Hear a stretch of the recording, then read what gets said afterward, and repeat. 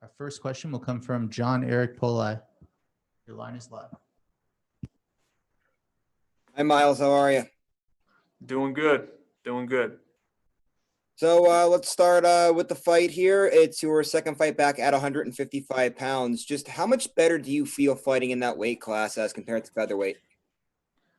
Yeah, 155 is great for me. I get a lot more calories during the training camp and just feel stronger, bigger, just naturally more at this weight class. And man, it's another great opportunity for me.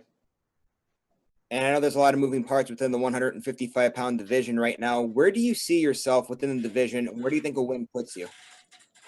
You know, I feel like the lightweight division for Bellator is wide open. I feel like, I've already fought the number one contender, very close fight. I felt like I won. I feel like I've beaten a top 10 guy in Gertz. I beat a veteran and a company man and Georgi. I feel like that puts me right up there, number one contender, man. I mean, who else is there? I feel like Chandler might be going on doing something else, and Bellator needs guys like me. So I feel like I'm right there in the mix. And then just my last thing for you here. I want to ask you there too. You were saying that you feel like a win could put you next in line. With Pitbull having the lightweight belt and now currently being in the featherweight Grand Prix, what's your thoughts on these two division champions? Do you think that it kind of clogs up the division a bit now that you would want to fight for the title, but he's held up elsewhere within a different division? Yeah, for sure, man. I feel like if you're not going to defend it, then move forward, let people fight for the belt. Because that, at the end of the day, he's just holding it up. There's a lot of guys out here fighting that want that belt, and without him defending it, it's like, well, what are you doing, dude? Let's get moving. Thanks, Myles. Good luck. Thank you. All right, our next question comes from Ben Keeley. Your line is live. Hi, Myles. Just wondering, how is the YouTube channel coming along? YouTube is great, man. A couple times a week, inspiring people, educating people, talking about fighting and investing, man. Two great things. Yeah, you give a lot of advice to fighters. Do you think that there should be more resources apart from like a former fighter on YouTube towards active fighters, giving them advice, especially earlier on in their career? For me coming up, there's a lot of questions that I had that I had kind of had to figure out just from my own personal experience. And, I'm the type of guy when it comes to teaching, learning, that I'd rather throw a ladder down and pull somebody up instead of pull the ladder up and not let people climb up. That's all I'm doing, man. I'm just giving back wisdom, my experience from fighting to money to investing. And, it's up to people to take it how they want to. Is it going to stop at YouTube, or are you going to like expand to like maybe an agent or a manager? An agent? Oh, no. I'm just scratching the surface with YouTube, man. I feel like YouTube has so much potential, and I'm just getting started there. Right now, I have no intentions to do any management or any agent. That's man. When it comes to my career fighting, I'm busy enough there, and then with my family and doing some YouTube, my time is well spent, and my priorities are already taken. So one last question for me then. With the lockdown measures in place, did you develop any new hobbies or any other projects apart from the training and the YouTube? You know what? Lockdown or no, my days are pretty similar, man. I'm very, very aware that life's short, and I know what I want to do with my time. Each day when I wake up and I look in the mirror, man, I know what I want. And when it comes to just fighting my family and doing some YouTube, that's man, that takes up all my time. So no new hobbies. All right, thanks so much, Myles. Thank you.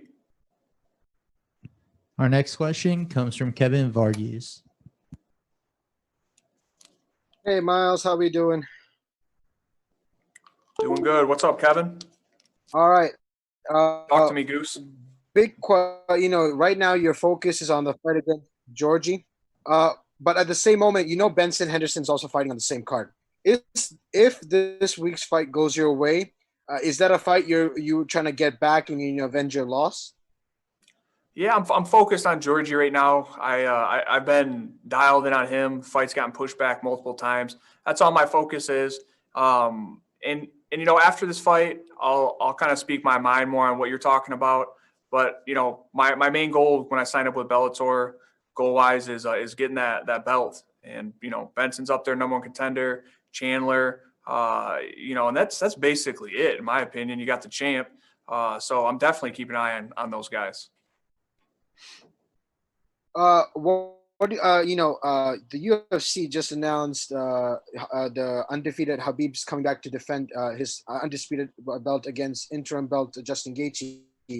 What do you have to weigh on, this fight possibly being one of the last two fights that you get to see one of the greatest lightweights fight in the world?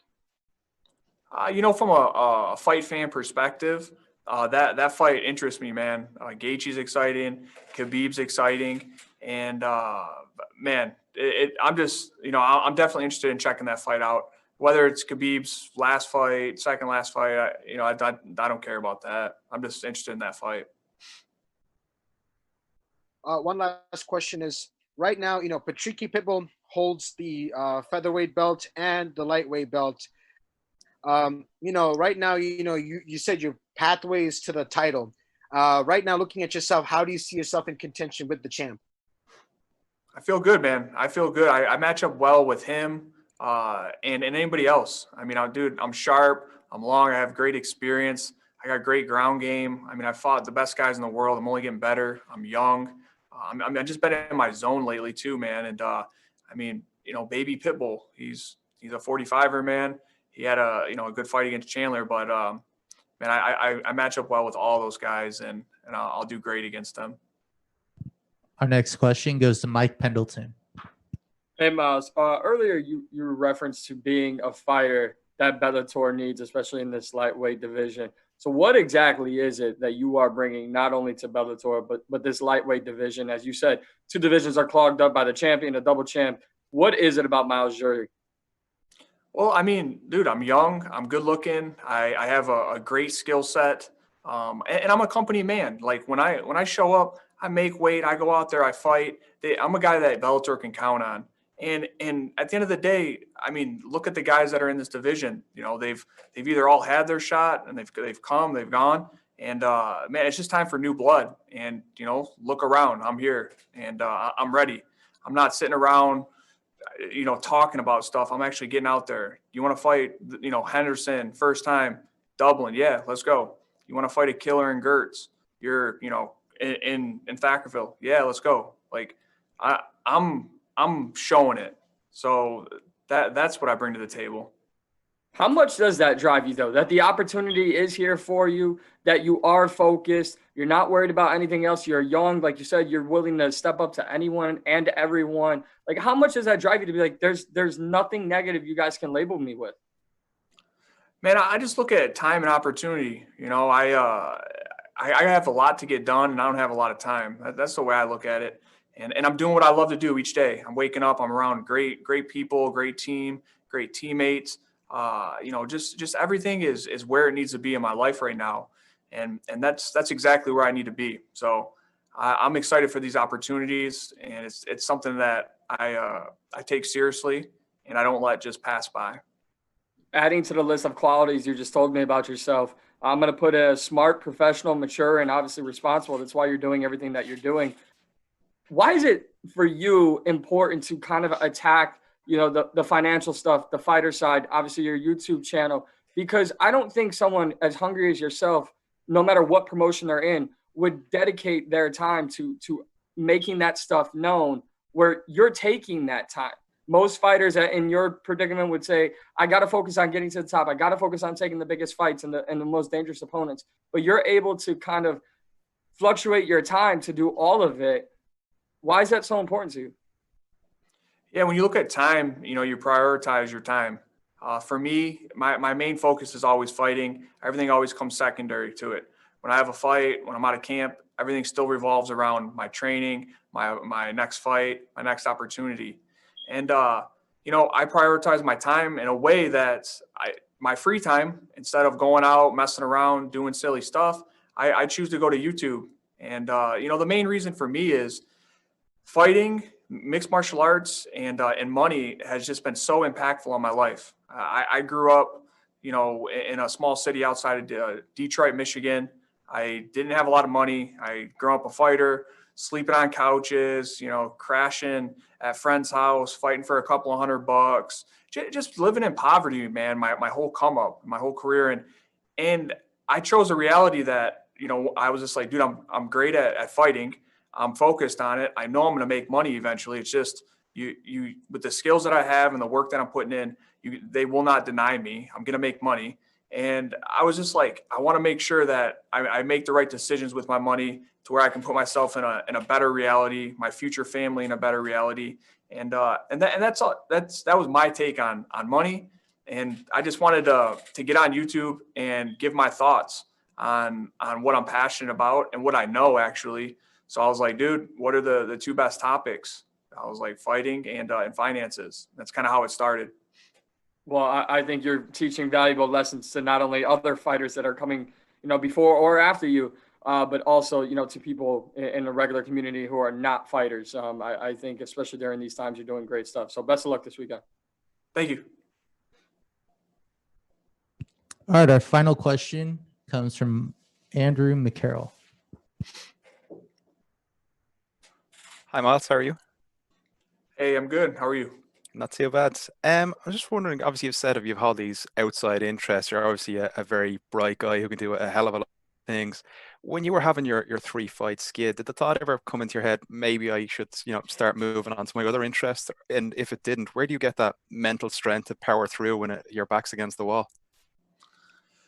When I'm faced with adversity and continuing adversity, one loss, another loss, whole year of losses, yeah, I'm not going to lie. There's times that, my mind will try and drift.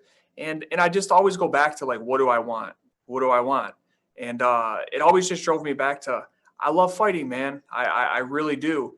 And I do have to be honest with myself. If I'm never going to be a fighter that's just going to be past his prime and just be around. But I looked at myself and I talked to my coaches and I said, am I missing anything? Like, am I getting better? And they're like, no, man, no, you're getting better. I'm still loving what I'm doing. I'm growing as a fighter, as a man. And I was just like, you know what? All that other, the losses and the stuff that goes on, the noise in my mind, I was like, dude, it's time to just kind of let that go and focus on just overcoming the adversity and taking it one fight at a time. That's big for me, man. Just one fight at a time, not overlooking nobody, nothing, dude. Just, here right now, one fight at a time. I know a few other people have mentioned it as well, but I'm a huge fan of your YouTube channel. There's countless stories of fighters, going broke after, their career ends. You think that there needs to be a kind of a formal process the way American football now is implemented, where people who wouldn't necessarily have that information available or even know how to get that information and maybe formalize that process in some way? And is that something you'd be interested in doing after your career is finished? No. I have no intention of trying to, make any type of formal change in the game in that aspect. My thing is the fighters are the product. The fighters are the prizes, man. And I think the real question is just when and how much time will it take for the fighters to actually come together and get what we feel like we all deserve. I don't know what that is. I don't know what the time is, but I do know the fighters are the best thing, man. They're modern day warriors, gladiators. And all I'm doing with the YouTube channel is I want to give my opinion and my experience. Because at the end of the day, I feel like I should live my life not being scared to tell my experience, because no matter what, there's always people out there that it can help, it can inspire, it can educate. And if it wasn't for people that have actually, spoke their experience and what helped them financially or even in MMA, I wouldn't be where I'm at today. So I'm constantly learning from other fighters, other people that are, financially successful. So it's just the old give and then you receive. And finally, there was a question you posed on your Instagram that I'd like to pose back to you. Did Carol Baskin kill her husband? Yes, it looks like it. Cheers. Thanks a lot, Myles. Best of luck. Yes, sir. Thank you. All right. Thank you very much, Myles. And just wanted to thank all the rest of the fighters and all the media for joining us today. Bellator 243 will take place this Friday night on Paramount Network, 10 p.m. Eastern. Our first question will come from the line of Kevin Varghese. Your line is live.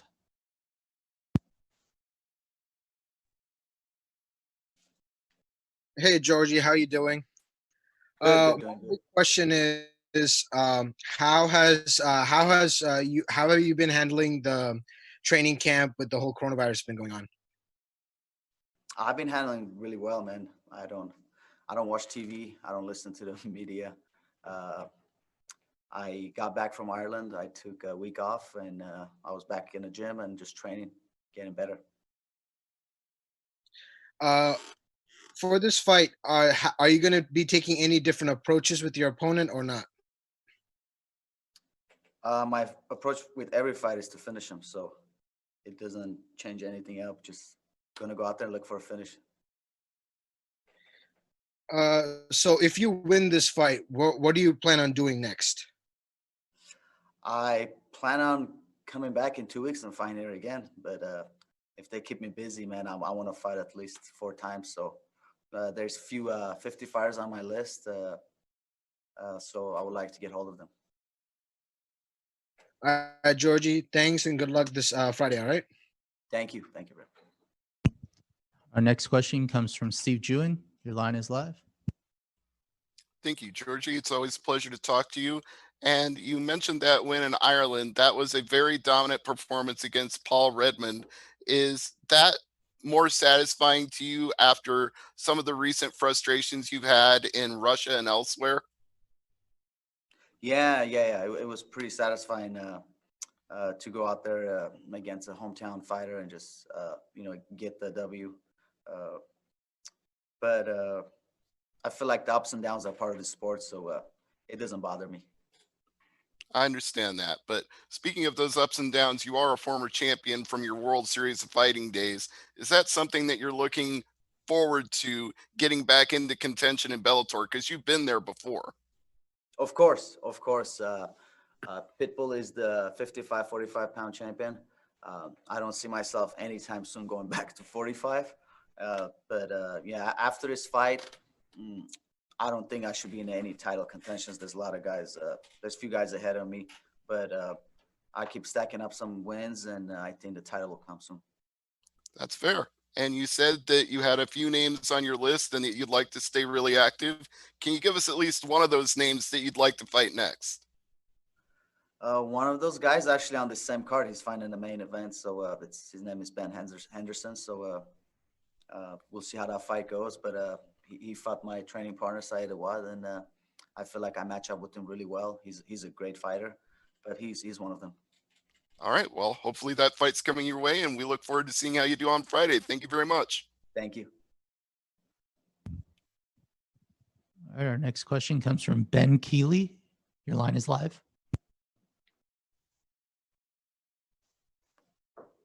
Hi, Georgie. So when you're in Dublin, I understand your wife had a baby the night you fought Paul Redmond. So can you just describe me how that happened? I know you only found out on the night, or was it after the fight you found out? Yeah. So as soon as the fight was done, I pretty much FaceTimed my mother-in-law because she was there with her, and she had the baby like literally like an hour after the fight. So yeah.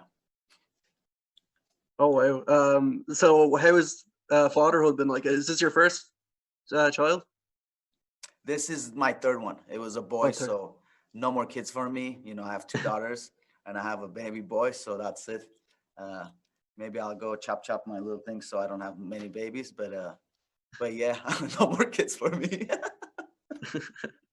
I know your friends got into some sort of altercation in a kebab shop in Dublin as well. Can you explain to me what happened there too? Yeah, they were. So the second night we're in Ireland, they went out and they were like a group of guys. I think they were like 16, 17 years old. They didn't like their, I guess they didn't like their attitude. So they wanted to beat them up really bad, but they didn't know they're fighters. But, my corners, they kept it professional because I don't think they want to get in a fight with them.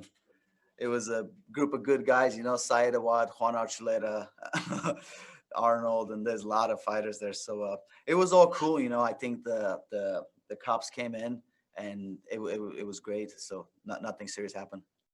God, they dodged a bullet there. Did you develop any new hobbies with under the lockdown measures? Or are you busy training? Man, I just stayed busy, brother. I trained a lot. I read a bunch of books.